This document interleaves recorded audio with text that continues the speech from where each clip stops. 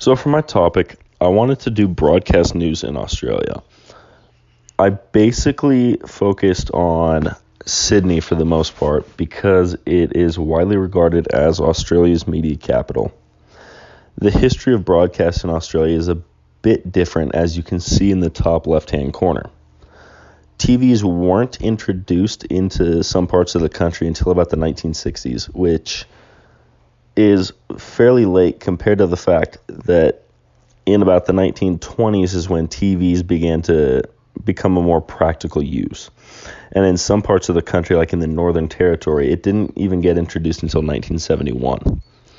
In terms of like news companies, though, there are only about two nationally broadcast stations. There's ABC News, which is the Australian broadcasting company, and then there's Sky News. Sky News was the first station to be nationally broadcast, as it was developed in 1996, whereas ABC News is pretty new, only being about 10 years old.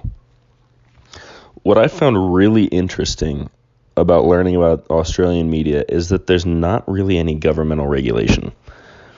There is governmental influence, but there's no like FCC. They definitely have their rules, but it's not a place in the US or in China where the government has a strict say on what goes out over the air. Like here in the US, the FCC has a bunch of regulations. There it's just a bit different. However, there are two governmentally owned outlets that they can control what goes out. There's ABC and there's the Special Broadcasting Corporation. In terms of influences, it's a bit different. Australian news is heavily internationally influenced. Although there's some of it that's more domestic, a bunch of it actually comes from the United States.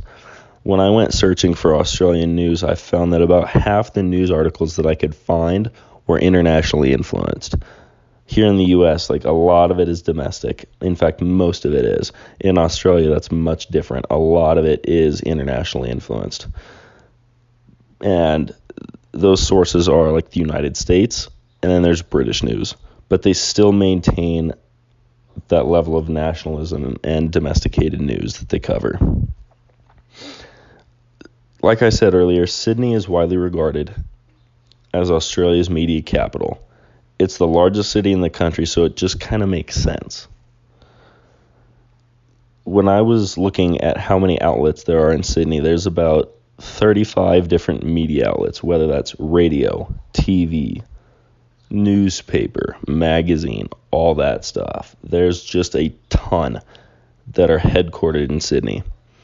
Sky News, like I said earlier, is one of the two national broadcast outlets.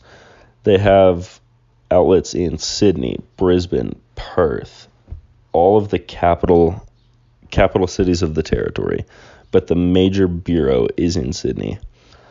What I also found interesting is that a lot of it is owned by Rupert Murdoch's media empire.